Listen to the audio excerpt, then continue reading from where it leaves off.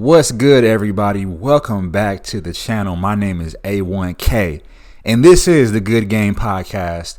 I want to say thank you to everyone who's been tuning into the show. This is episode number 16, and we got a lot to get into on today's episode. If you haven't already, hit that like button and subscribe to the channel. Don't forget to hit that notification bell so you get notified anytime we drop a new episode and you don't miss out. Without further ado, let's go ahead and get into it.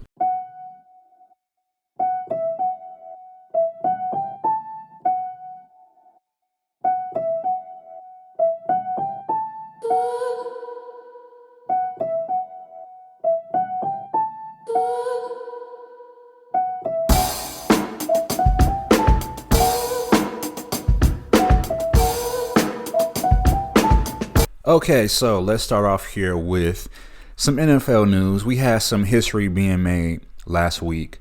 The Los Angeles Chargers made history on December 19th against the Denver Broncos when kicker Cameron Dicker converted a free kick for 3 points to end the first half. At 57 yards, it was the longest fair catch free kick ever made in NFL history. What is the NFL free kick rule? A lot of people may be familiar, some of you may not. According to the NFL rulebook, a free kick is a kickoff, safety, or onside kick that puts the ball in play to start a free kick down. It is typically only made at the end of a half because if it's unsuccessful, the play would result in a turnover. According to the NFL, after a fair catch is made or is awarded as a result of fair catch interference, the receiving team has the option of putting the ball in play by a snap or fair catch kick, drop kick, or place kick without a tee from the spot of the catch or succeeding spot after enforcement of any applicable penalties. This includes the 15-yard penalty enforced from the receiving team's 20-yard line as applicable if the fair catch is made or awarded in his end zone from fair catch interference or illegal contact with the receiver after he has made a fair catch. So what's the difference between a free kick and a field goal? According to ESPN, when a free kick is being attempted, the defense must line up 10 yards away from the line of scrimmage until the ball is kicked. The kicker also has the option to drop kick the ball rather than kick it from a holder. So I was able to watch most of this game. And you know, this was an interesting game to watch. I'll say that. I don't think there's any expectations for the Broncos to seriously compete in the playoffs, although it's not completely out of the realm of possibility at this time. I just wouldn't have that much expectations on a team with a rookie quarterback in Bo Nix, and also a team that's had some struggles defensively, as we see from this game. Now, albeit the free kick that we just mentioned was not a determining factor in the game, but seeing as how the Denver Broncos were unable to score more than 3 points in the entirety of the second half, you definitely want to look at every time the opponent scored and try to understand what you did to allow that to happen and in order to not make the same mistake in the future. I think that's very vital for this team going forward. And you know, the LA Chargers are a great team. They're very talented. They have a lot of talented players on their roster. I think Justin Herbert had a great game. You know, the first half wasn't so great, but they were able to finish strong and ultimately got the victory due to their play in the second half. And it was very interesting. I believe the final score at halftime was somewhere 24-13 Broncos. And, you know, that was, of course, after the free kick we just discussed. And at that point in the game, you know, people were thinking the Broncos were looking good. They were poised and in a position to really win that game in the second half. But one thing led to another, and they were just unable to put points on the board and be as effective in that second half as they were in the first half, talking about the Denver Broncos. And really, just to put it plainly, it comes down to the fact that they weren't able to run the ball as effectively in the second half. I think Sean Payton and the Denver Broncos did a great job of calling plays for Bo Nix in the first half that were a good mix of running and passing plays, very unpredictable, and they were able to get a lot of success from that. Being able to run the ball majority of the time and passing the ball only really when needed But if you look at the play of the Denver Broncos in the second half of that game, it seemed like they leaned way more to the pass than you would like to see them. Of course, the running game was there, but it was just not as effective as it was in the first half. I think the Chargers started to catch on and be more effective defensively, especially on that defensive line and linebacker position. And as the game went on, it just became more and more clear that the Los Angeles Chargers were the better team that night. So shout out to the Los Angeles Chargers. Definitely going to be looking forward to seeing you guys playing a few more games coming up as we reach the close of the NFL season. So just in case you were wondering, when was the previous time a free kick was made? According to the Elias Sports Bureau, the last fair catch kick attempted in the NFL was by the Carolina Panthers' Joey Sly, who attempted a 60-yard kick in London in 2019 against the Tampa Bay Buccaneers. But he was able to miss wide right, unfortunately. The last successful free kick was made in 1976 when the then San Diego Chargers' Ray Wersching converted a 45-yard field goal against the Buffalo Bills. The longest previous fair catch free kick was a 52-yarder by Paul Hornung of the Green Bay Packers in 1962.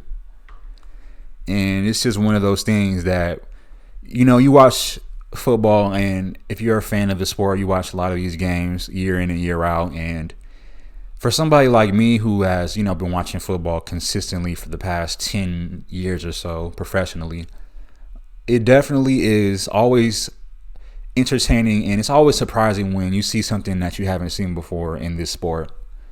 And I think it was very interesting to point out, and the reason why we started off the podcast with this, because you don't really see things like this happen too often. Unfortunately, it was done against my team, but I don't let that be an excuse because this game was very winnable for the Denver Broncos. But ultimately, Los Angeles Chargers were able to step up and get the W last Thursday. So that was a Thursday night game. Hopefully, you guys were able to check it out. But with that being said, let's go ahead and move on to our next topic. All right, so moving over to some college football news. This is a headline that a lot of people will be excited to hear. Michael Vick has been named the new head coach at Norfolk State, Virginia. Norfolk State officially named Michael Vick its head football coach Friday, the latest hire of a talented NFL player with no college coaching experience to lead an HBCU program. Michael Vick's addition was unanimously approved by the school's Board of Visitors. Norfolk State Athletic Director Melody Webb said in a release from the university, "I am blessed and humbled by this opportunity to lead, mentor, and transform the football program at Norfolk State University," Vick said in a statement. Vick, now 44, announced on his Facebook page Tuesday night that he had accepted the job. Vick, who starred at Virginia Tech and was selected number 1 overall by Atlanta in the 2001 NFL Draft, becomes the latest pro standout to lead an HBCU school without any college coaching experience. NFL Hall of Famer Deion Sanders had coached youth and prep football when he led Jackson State from 2020 to 2022. The team made 2 Celebration Bowls, a postseason game contested by the champions of 2 HBCU leagues, the Middle Eastern Athletic Conference and the Southwestern Athletic Conference. Sanders has coached Colorado the past 2 seasons. Eddie George, a Heisman Trophy winning running back who rushed for 10,441 yards in 9 NFL seasons, was hired at Tennessee State in 2021 and led the team to a FCS playoffs this season, finishing 9-4. Norfolk State is convinced Vick can make similar strides with its program.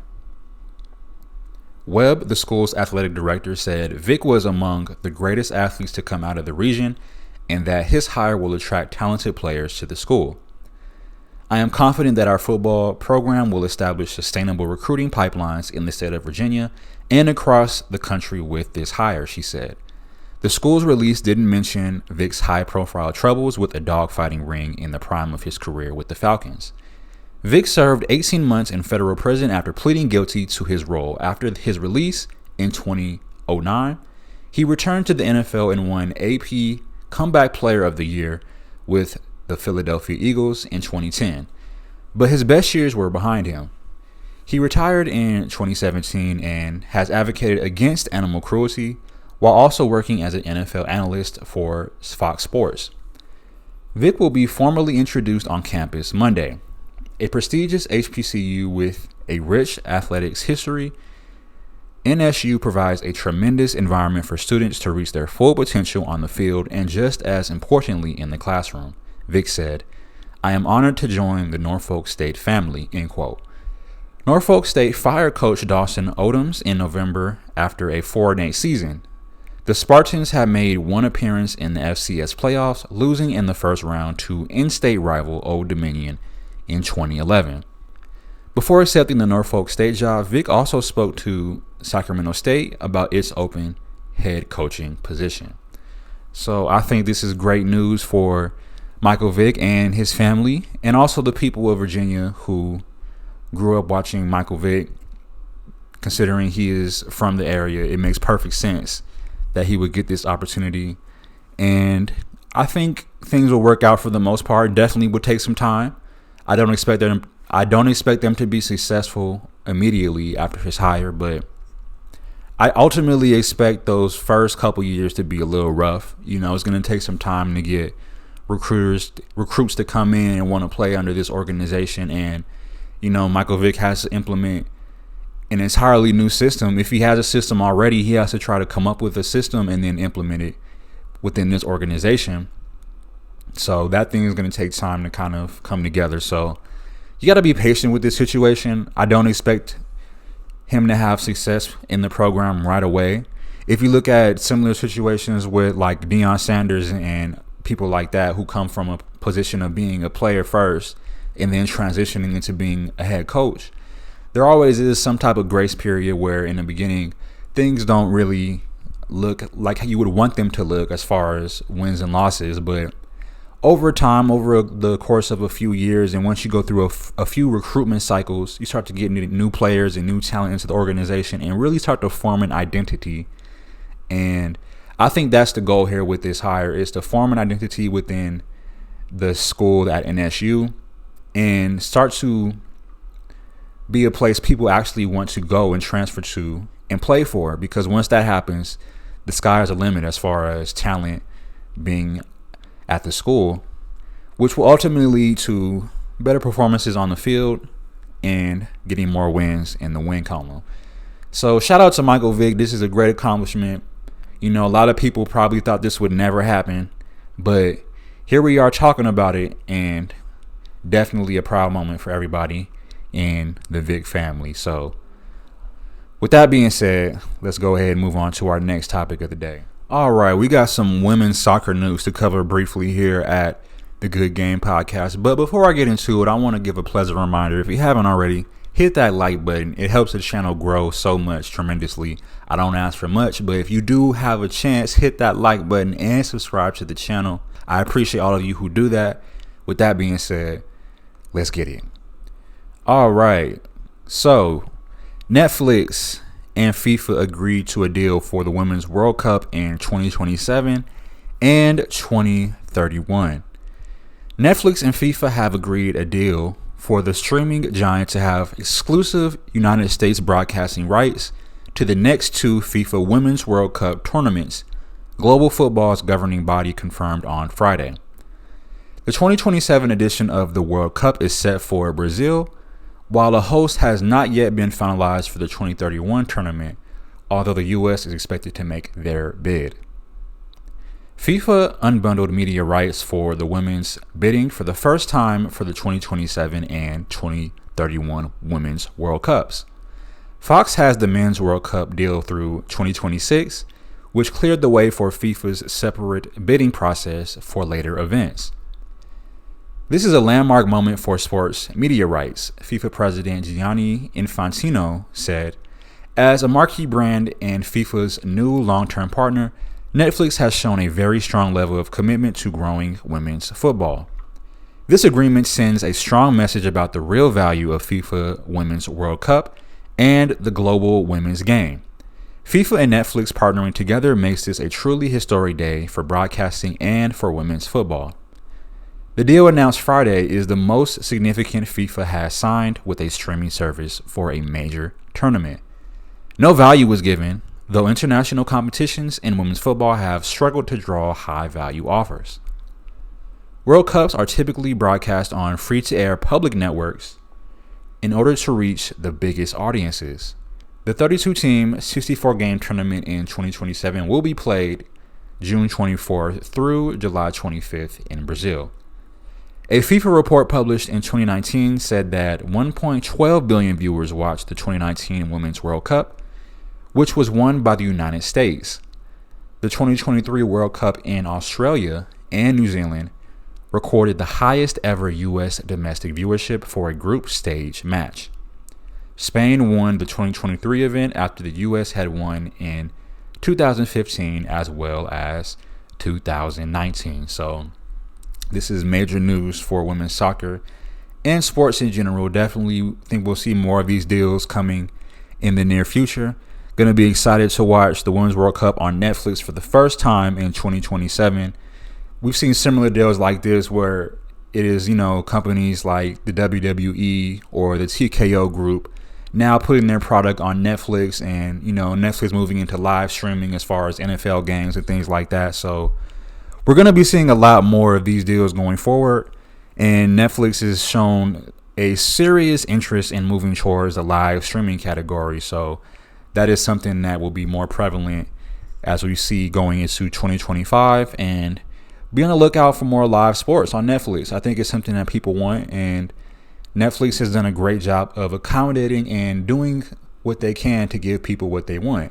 I know there were some complaints regarding the Jake Paul-Mike Tyson fight. A lot of people watched the fight on Netflix, and there were some buffering issues. People had some issues during the fight. It would freeze, and it wasn't the best quality of a stream, but I think they used that incident and experience to get all the kinks out and all the bugs or whatever the case may be out of the system. So going forward, it should be a much more pleasurable viewing experience as far as, not having any lag and freezing of the stream and things like that. So shout out to Netflix, man. Y'all doing the right thing. Y'all going the right direction, and looking forward to seeing what y'all do in 2025. Make sure if you haven't already, hit that like button. Do so right now. Subscribe to the channel.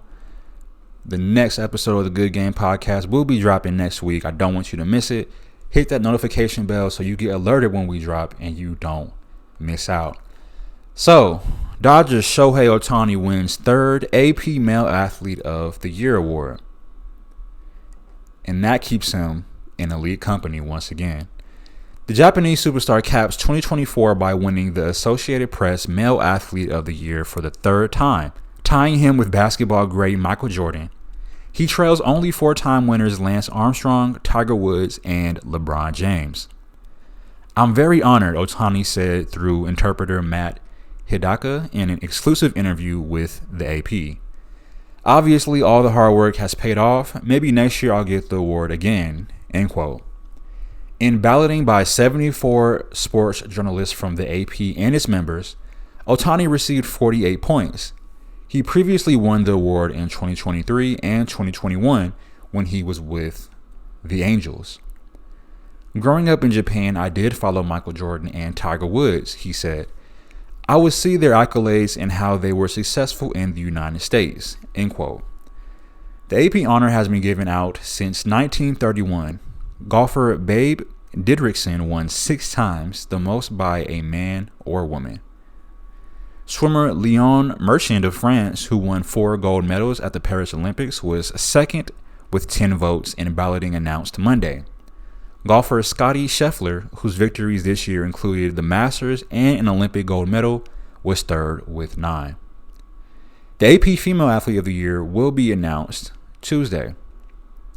Moving from the beleaguered Los Angeles Angels to the powerhouse Los Angeles Dodgers, Ohtani won his third Most Valuable Player award and first in the National League, led his new team to its 8th World Series championship, and created Major League Baseball's 50-50 club by hitting 54 home runs and stealing 59 bases.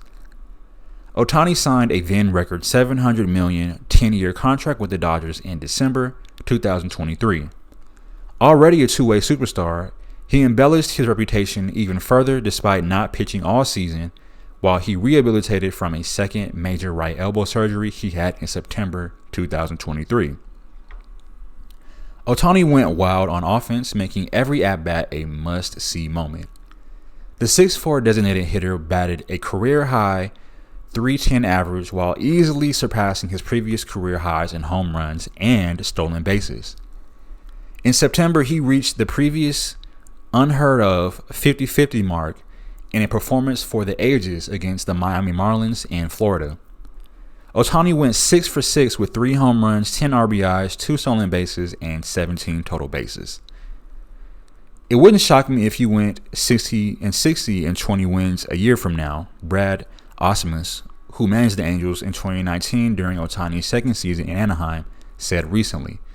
This guy is the greatest athlete to ever play the sport of baseball, and there's not a close second.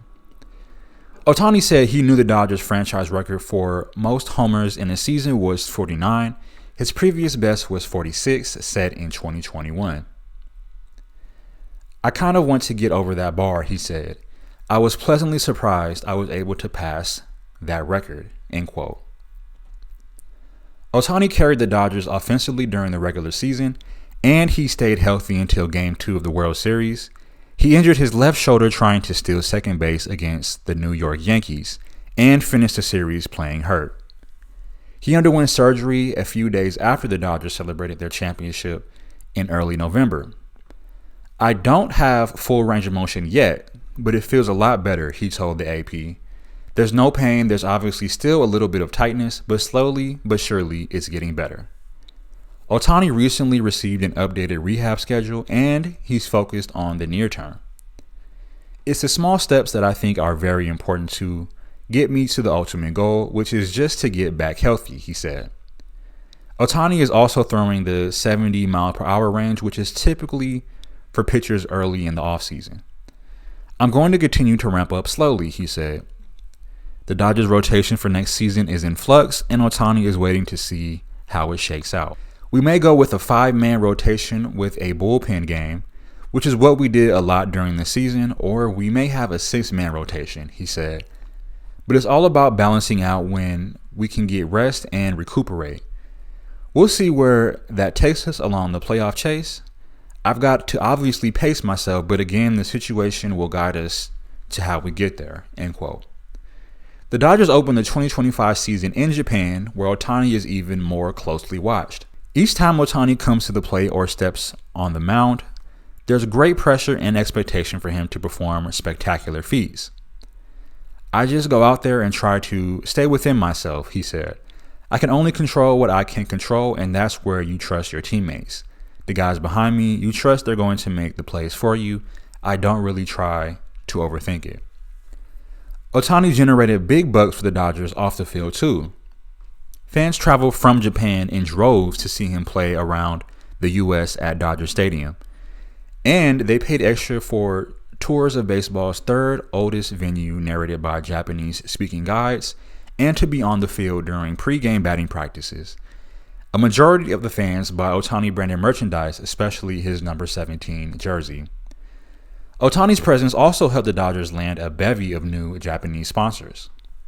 Because Ohtani prefers to speak Japanese and use an interpreter with the media, he is shrouded in a bit of mystique. Asked before his first post-game series if he was nervous, he dropped a one-word answer in English, "Nope," which drew laughter. Japanese-born Dodger manager Dave Roberts observed Ohtani's behind-the-scenes interactions with his teammates, coaches, and staff, and came away impressed.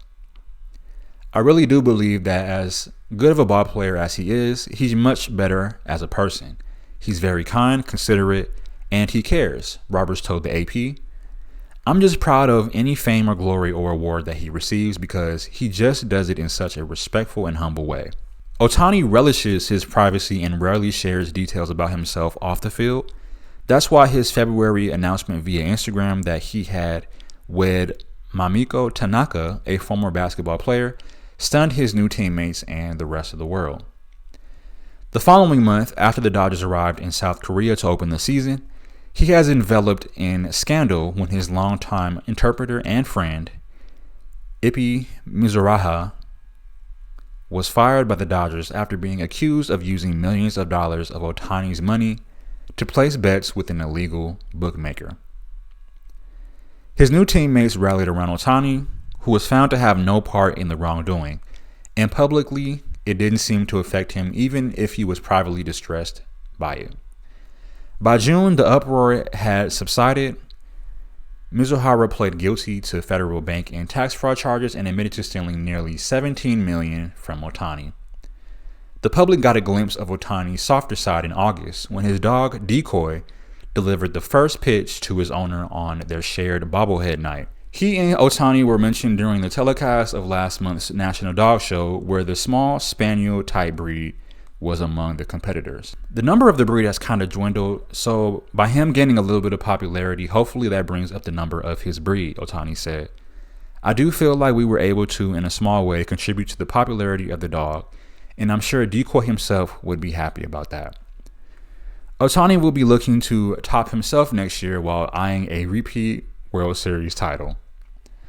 It's almost like right now you can lock in the most valuable player in the National League award because no one has the ability or talent, Roberts said. I'm just excited to see what 2025 has for Shohei Ohtani, end quote. Definitely a very, very big accomplishment. 3-time male athlete of the year. Want to give a congratulations to Shohei Ohtani. Very vital in this Los Angeles Dodgers organization, and looking forward to seeing him play for years to come. I think it's going to be a great couple years for the Los Angeles Dodgers and their fan base, including the moves they made this offseason. They're really looking to really hunker down and make it back to the World Season next year. So I definitely think they'll make the postseason for sure. They just have that much of a talented roster. And want to give a shout out to Shohei's dog too for being the first dog to throw out a free pitch. Being the first dog to throw out a first pitch at an MLB game. So thought that was kind of cool. So with that being said, that is all the time we have for today. This has been the Good Game Podcast, episode 16. I want to remind everyone, don't forget to like and subscribe to the channel if you haven't already. And with that being said, until next time, be safe. Peace.